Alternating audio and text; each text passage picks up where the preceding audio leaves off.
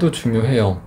보다는 일단 근막의 염증, 족저 근막염이죠. 러닝을 좀 즐겨하는 분, 또 최근에 러닝을 좀 갑자기 많이 했던, 생각보다 그렇게 가성비가 아주 좋다고 보진 않아서. 안녕하세요. 저는 신용산역에서 힘찬 세상 경희안 의원을 하고 있는 박석규 원장이라고 합니다. 족저 근막염이라는 거는 족저 발바닥을 말하는 거고, 근막의 염증, 족저 근막염이죠. 주로 많이 서 있는 직업을 가진 분이라든지 많이 걸어야 된다거나 아니면 러닝을 좀 즐겨하는 분, 또 최근에 러닝을 좀 갑자기 많이 했던 그런 분이라면 걸릴 수 있는 질환인데, 발바닥의 염증이라는 거는 주로 이제 제일 흔한 거는 족저근막염이에요. 발이 있으면 발바닥을 감싸는 피부가 있고, 피부를 한꺼풀 벗기면 이제 얇은 막 같은 것이 보이죠. 그걸 근막이라고 해요. 근육을 싸고 있는 막을 근막이라고 하는데 이제 거기에 염증이 생기는 겁니다. 그래서 족저근막염이 주로 이 발 뒤꿈치에 생기는 분이 제일 많고요. 발바닥에 가운데부터 생기는 분들도 많아요. 그럼 저도 뒤꿈치가 아프니까 족저근막염을 약간 의심해 볼 수 그렇죠. 있겠네요. 네, 맞아요. 제가 약간 평상시에 좀 딱딱한 신발도 많이 신고 쿠션이 없는 슬리퍼도 많이 신게 되는데 이것도 영향이 있다라고 그렇죠. 신발 중요해요. 비싼 신발은 아니어도 쿠션감이 좀 있는 뭐 나이키나 뉴발란스나 아무튼 딱 봤을 때 좀 두툼한 신발이 좀 낫고요. 깔창을 물어보는 분들도 많은데, 깔창이 이론적으로는 좋지만 효과에 비해서는 고가인 부분들이 많고 생각보다 그렇게 가성비가 아주 좋다고 보지는 않아서 깔창을 중시하는 그런 병원도 있지만 저는 그렇게 아주 강력하게 추천하지는 않아요. 있으면 좋지만 없어도 큰 차이는 없다라고 봅니다. 약간 그럼 깔창은 단화 같은 것을 어차피 신어야 되면 맞아요. 약간 쿠션감 있는 깔창이라도 깔아주라, 약간 이 정도로 뭐 추천하시는 구두를 신는 분이라든지 아니면 정말 뭐 불가피하게 그런 쿠션감이 좋은 신발을 못 신는 분이라면 대안으로 깔창을 추천할 수는 있겠죠. 그 깔창도 그렇게 고가의 깔창을 할 필요는 없다고 봐요. 그럼 푹신함, 쿠션감 이런 게 가장 중요한 키포인트겠네요. 네, 맞습니다. 근데 이게 또 그 한 1분 정도를 참으면 또 괜찮아지고 런닝할 때도 초반에 한 5분 10분 동안 좀 아프다가도 참고 뛰다 보면 또 괜찮아지긴 하더라고요. 맞아요. 근데 그렇다고 해서 이걸 치료를 꼭 받아야 되는 건지 약간 이런 고민도 좀 드는데 어떻게 생각하세요? 좋은 질문인데, 족저근막염이라고 해서 계속 아프지는 않고 오락가락합니다. 아팠다 안 아팠다.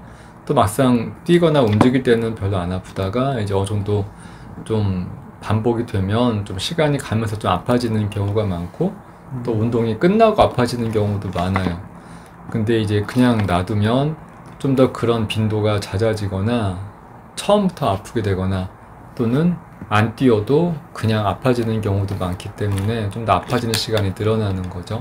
그러니까 그냥 놔둘 만한 상황은 아니고, 그러니까 물론 어쩌면 뛴 다음에 아플 수는 있는데 그게 좀 길어진다거나 시간이 너무 빈번해지면 이제 문제가 있다고 보는 거예요. 저도 약간 초기에 처음 아팠을 때 대수롭지 않게 생각하다가 가만히 놔두니까 오히려 좀 더 심해지는 것 같더라고요. 요즘 또 운동을 쉬고 있는데도 계속 통증이 있는 거 보면 뭔가 초기에 뭔가 제가 했었으면 좀 더 좋았을 것 같은데, 딱 아프기 시작한 사람한테 제일 어떤 걸 추천하시나요? 네, 일단 뭐 아프자마자 치료를 받으라고 말하지는 않고요. 일단 뭐 제일 중요한 건 운동하기 전에 워밍업을 충분히 발목 돌리는 운동이라든지 종아리를 좀 풀어주는 운동을, 또는 뭐 폼롤러를 이용한 근육 풀어주기가 제일 중요해요. 그렇게 해보고 운동을 하면 되고, 뭐 아무튼 많이 걸었던 날이라든지 많이 좀 뛰었다거나 많이 서 있었다라고 하면, 이렇게 좀 불편했다고 하면 일단은 그날 또는 며칠가량은 조격을 좀 하는 것도 도움이 되고, 아니면은 근육을 좀 풀어주거나 며칠 좀 덜 걷도록 쉬어야 되겠죠. 그렇게 뭐 한 2, 3일 해봤는데 문제가, 보통은 그렇게 쉬면은 좀 나아져요. 괜찮아지면 당분간 좀 더 조심해야 되고, 그렇게 문제가 해결되면 최선인 거고, 그렇게 해봤는데도 낫지 않고, 또 어떤 분들은 불가피하게 계속 걸어야 되는 분들도 있죠. 업무적으로 많이 서 있어야 된다거나. 그런 분들은 치료를 받아야 됩니다. 어떻게 피할 수 있는 부분이 아니라면 치료를 해가면서 일을 할 수밖에 없으니까 이제 그런 거죠. 저도 약간 뒤꿈치가 아픈 다음에 계속 고생을 하다가 재활학과에서 막 주사도 맞고 해봤는데 뭔가 일시적이더라고요. 네, 그래서 네. 병원을 가는 건 사실 잠깐인 것 같고 평상시에 할 수 있는 노력들이나 이런 것들이 있으면 좀 좋을 것 같은데 혹시 제일 추천하시는 건 어떤 거예요? 치료가 필요한 단계라면 뭐 재활학과를 가든 한의원을 가든 치료를 받는 게 제일 좋을 것 같고 치료가 뭐 몇 번, 한두 번 되는 치료가 아니기 때문에 적어도 한 2, 3주 정도 치료가 걸릴 거예요. 물론 그 족저근막염을 알아왔던 기간에 비례해서 기간이 늘어나겠지만 그래서 치료는 어느 정도 치료를 받아야 효과가 있을 거고 뭐 며칠 한두 번 좋아지는 건 아니니까 치료를 하면서 치료는 치료대로 하고 일상생활 속에서 아까 말한 것처럼 너무 오래 걷거나 서 있는 걸 좀 피하면서 스트레칭을 많이 하고 퇴근 후에는 집에서 족욕을 한 10분 정도 족욕이라는 거는 이 발을 뜨거운 물에 담그는 거죠. 그러니까 발목까지만 담그면 됩니다. 그러니까 일반 세수대에다가 좀 뜨끈한 물, 따뜻한 물이 아니라 뜨끈한 물이에요. 우리가 왜 목욕탕에 가면 조금 탕 안에 들어갈까 말까 정도 온도가 있죠. 그게 한 40도 가량 됩니다. 대략 그 정도에 한 10분씩만 매일매일 데일리로 발을 담그면 참 좋아요. 근데 그걸 안 해서 문제인 거고 귀찮아서 안 해서 문제인 거지. 뭐 족욕기도 많이 판매를 하죠.